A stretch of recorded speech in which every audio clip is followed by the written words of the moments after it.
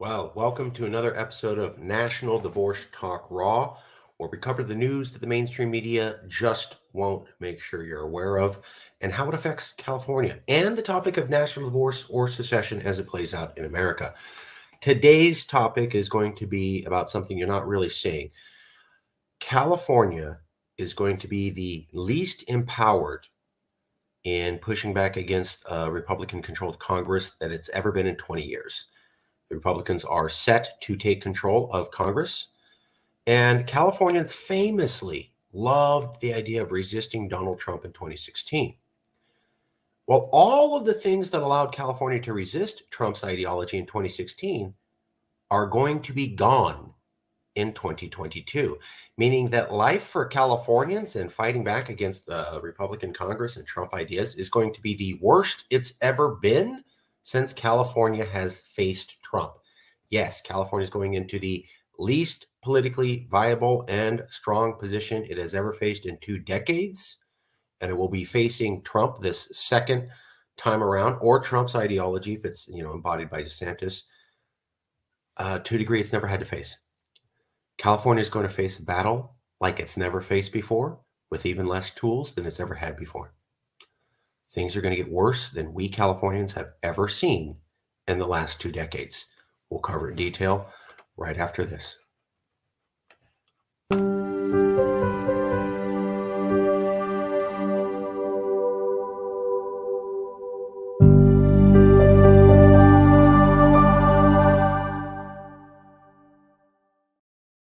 We'll do it a little bit backwards this time. I'm going to show the sources and then I'll cover the analysis. So let's get right to the sources so you can see what we're talking about here. The first one is that Donald Trump is saying that he's running again as president. So Trump fomented says he's running again, even after he fomented an insurrection. Let's take a look.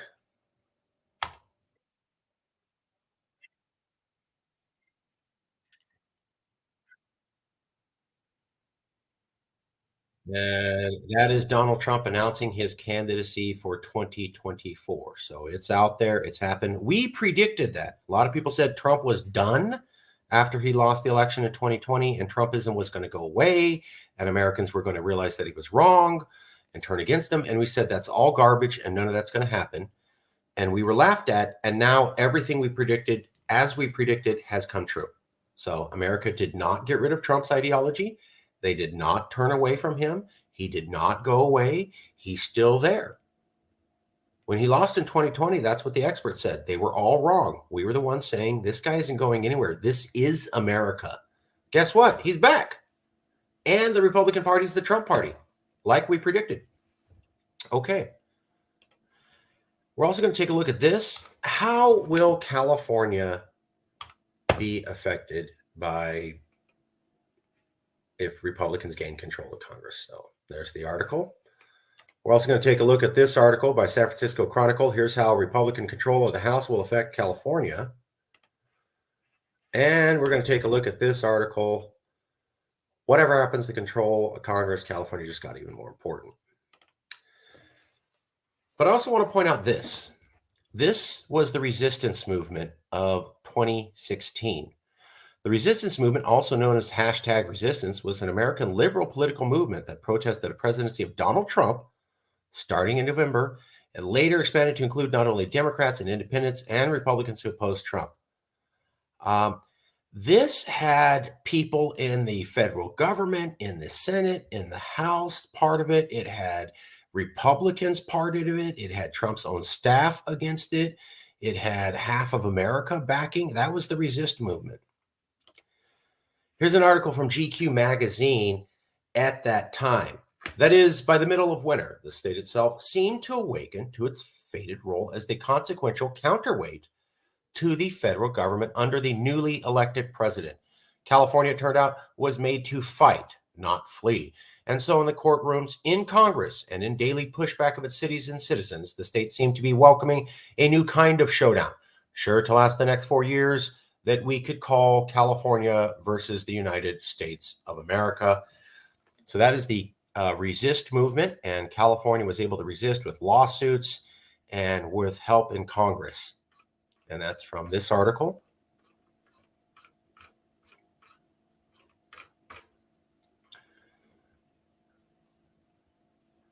In 2017 by GQ magazine. Trump hated California, and California loved pushing back and fighting against them with lawsuits and political messaging, etc. But now things are going to be a little bit different, because when California was fighting Trump in 2016, Nancy Pelosi was the top leader of the House, and Democrats controlled the House, and Nancy Pelosi was from California. So when Trump was elected, Democrats had control of the House.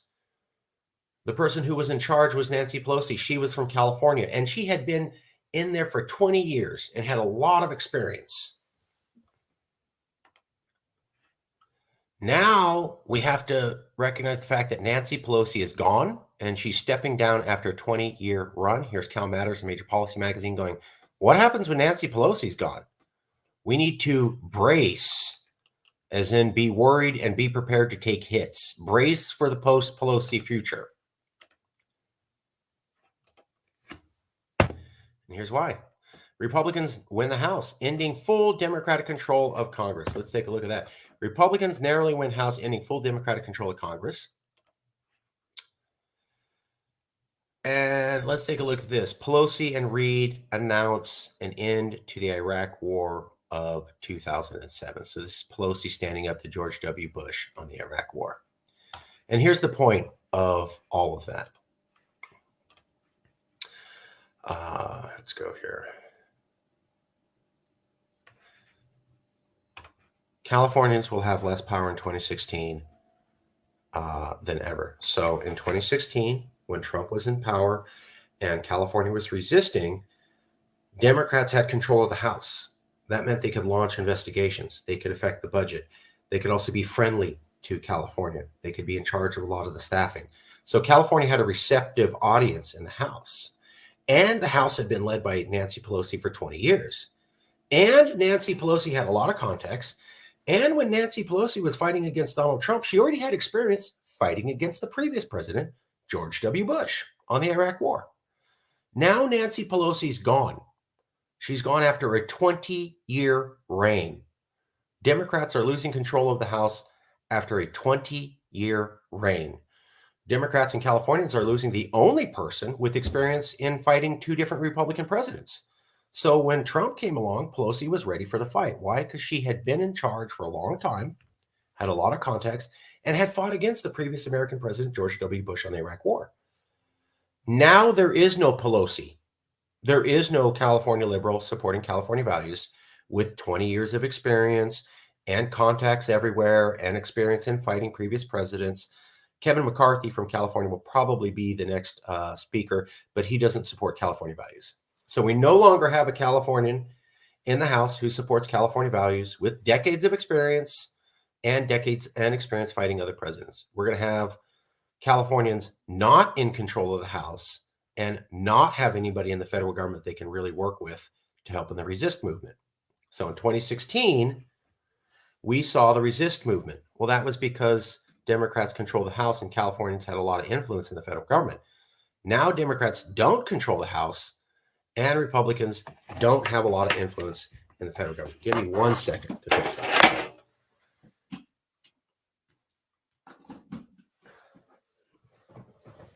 Sorry, needed to fix that. So here's the SF Chronicle reporting. When Republicans take control of the House, will we see politicians in all levels of government stripping people of their rights? Will Christian nationalism become more commonplace in our laws? Will civil rights continue to be rolled back? That's what the San Francisco Chronicle is asking. They're also pointing out it would mean 2 years of partisan gridlock, during which little gets done in Washington as long as Biden remains in the White House with little other than congressional investigations happening. So the Republicans will shut down all progressive laws Biden wants to do. They'll shut down any laws happening, and they'll only launch investigations on the Biden administration. Lorena Gonzalez, who's a legislator here in California, says in terms of policy, it's a rollback and we're on defense. So that is a California politician saying, with Republicans in control of the House, we're playing a defense position. And playing defense, you don't have Pelosi with her contacts and with her experience in a leadership position. Ro Khanna, another Californian, wondered if we could get funding for climate change projects. Climate change is real. California is affected by climate change, but Republicans don't believe in climate change. So are we going to have our funding cut? Are we going to have our policies rolled back? Will anything happen in Washington other than just investigations? Are our rights going to be taken away at the federal level from the House being controlled by Republicans? Well, I mean, it could be. Here's the solutions that the SF Chronicle gives. Solution number one, California during these times where it's not super empowered can serve as a safe haven for citizens from other states and provide an example of how government can actually help vulnerable populations. So we can't actually stop anything at the federal level, and we can't stop the Republicans from ruining America. What we can do is make ourselves a safe haven for Americans fleeing American laws, and we can show how California would do laws differently than America to show an example of different governance, which the American government can completely reject because Republicans control the House. So, and then here's the other solution. California can become a bulwark for democracy and the Democrats against the Republican things. That means basically not really fully embrace the Republican laws. So the resistance that we're going to have now is we try not to embrace or fully implement the laws coming out of the White House, out of Congress. And we're a safe haven for American refugees fleeing American laws.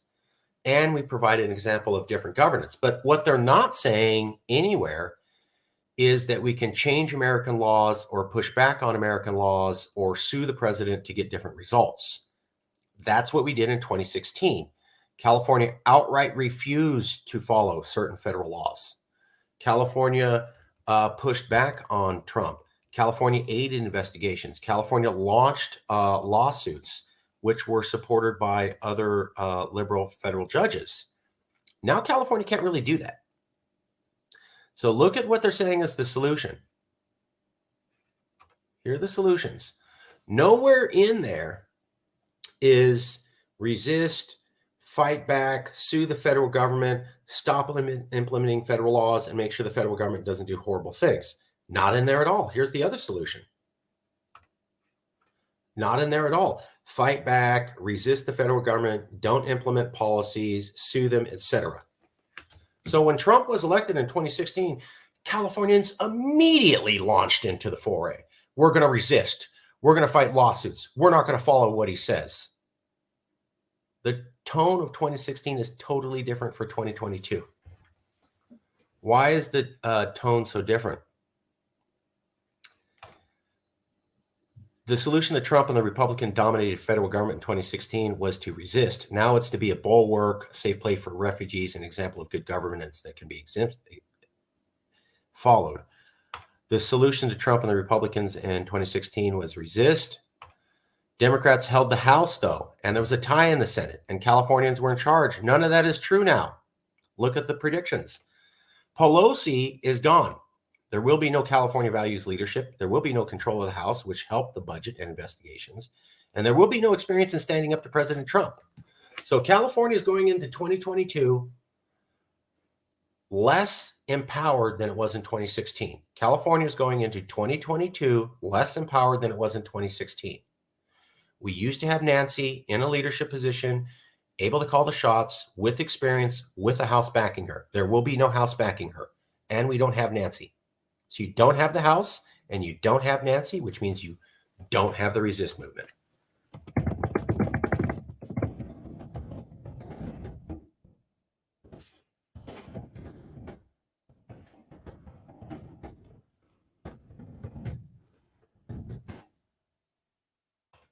The resist movement happened because Democrats controlled the House and they were largely able to stall a lot of what Trump did. That's gone. And the Senate's a tie. So you lost that thing that allowed you to resist in 2016, and you lost Nancy. So you're going into this new era of fighting Trump without your chief warrior and without the beachhead at the federal government that you used to fight back. So it's even more disempowered. But the bad news doesn't stop there, because national divorce is only going to increase. So a lot of people are talking about, oh, this is a fair election, it's fine, democracy's moving forward. Not true. So in the 2020 election, Republicans freaked out about the presidential race in Arizona. A lot of Republicans, a lot of conservatives felt that the Arizona race was not fair in the 2020 election. Well, here's the 2022 election, and the Arizona race again has hijinks. So I'm not saying anything's going wrong in the Arizona race. What I'm saying is you had 74 million Americans, the ultra MAGA, as Biden calls them, almost half of the country, who felt that the race in Arizona in 2020 was not fair and was not a real good reason to have faith in the democracy. It's 2 years later. There is now still a problem with the Arizona election, and it shows a lot of weird questions that are only going to exacerbate conservative fears. So here's what I want to point out. The Arizona race is weird because the person who won, the Democrat, only won by a fraction of a percent. So the Democrat won by a fraction of a percent. It was a super close race, no real definitive winner. The person who won by a fraction of a percent. And the person who won was also the person moderating the election. That's right. One of the candidates in the election was also in charge of the election. Yes, exactly like that.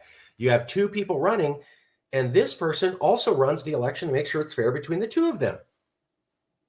Yes, that happened in Arizona. So Arizona Secretary of State Katie Hobbs, members of both parties, now say Hobbs may be feeding the potential for conflict by planning to oversee an election in which she's a candidate. Time magazine said that, not Fox News, not Breitbart. Here's CNN, again, not Time News or not Fox News or Breitbart News.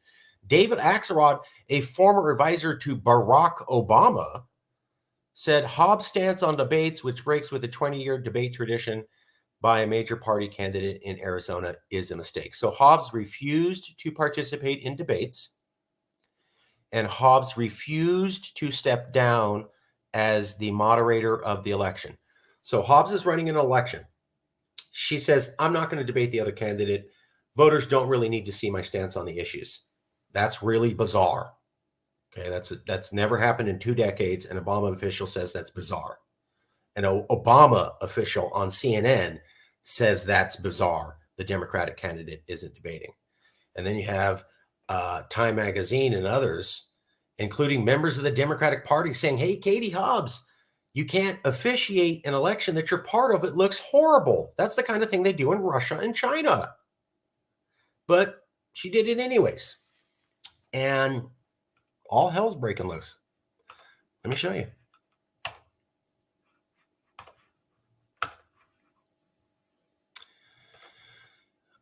So here we go. Here's the Arizona election. Governor of Arizona, Katie Hobbs, 50.3, Kari Lake, 49.7. About a 0.6%, or 60% of 1%. 0.6% difference in the election. Super, super close for Arizona. Really, really close. Here's the article from CNN where they're saying, hey, maybe you should actually debate your opponent. Here's the article from Time saying, hey, maybe you should not oversee an election that you're part of.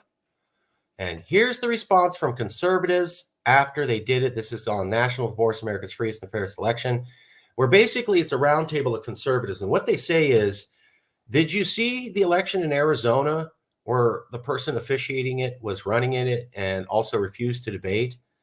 That is a fishy, fishy election. And then the election ends up with 0.6% difference. So the Arizona thing is only going to exacerbate national divorce. It is only going to exacerbate conservative tensions that democracy is rigged. This was a horrible, horrible idea for Katie Hobbs to not debate and for Katie Hobbs to officiate the election. That election will be called into question. It was already a sore point in the 2020 election, and it will continue to be a sore point going forward. And even if there isn't anything wrong, there's just too much red paint. I'm sorry, You're officiating the same election. You're not participating in the debates, and then you win, but you barely win. That just reeks of intrigue. Not saying anything wrong happened, but a logical person would think something was wrong.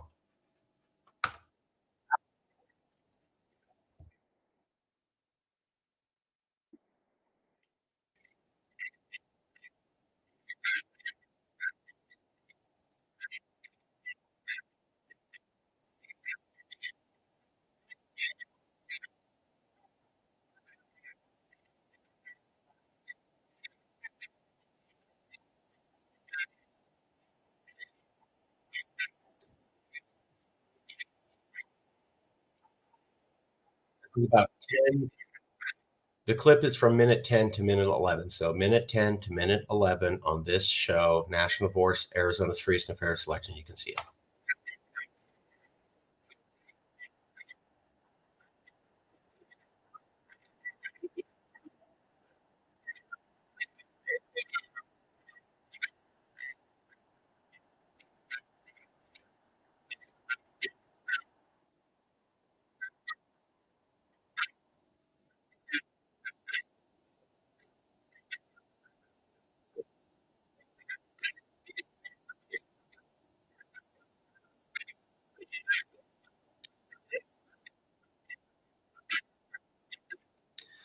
She just literally said, I would support a national divorce after the other guy was talking about how the Arizona election was so jacked up. So, Arizona's freest and fairest election, they're already minute 10 to 11 talking about how it was not free or fair, and it's a reason for conservatives to back national divorce. So, uh, Trump is in power. Trump's going to come back as we predicted, even if he doesn't win. DeSantis is doing very well. Trump's ideology is the Republican Party ideology. They just took control of the House. Nancy Pelosi's gone. California's the weakest it's been at the federal level in 2 decades, and it's going back into a bigger challenge of fighting Trumpism than we faced in 2016. In 2016, Trump was introducing his ideology, and he did not have the help of the House. Now Trump ideology is embraced fully by the entire Republican Party, and they have control of the House and the Senate. Trump's ideology is going to enter into a period of more friendship and benefit from the federal government than it ever experienced in 2016, right at the same time that California is the most impotent in influencing the federal government it's been in 2 decades. And any talk about national divorce calming down has been destroyed by the Arizona election. So we'll leave it there. Take a look at the comments. If they're relevant, we'll cover them. If they're not, we will not.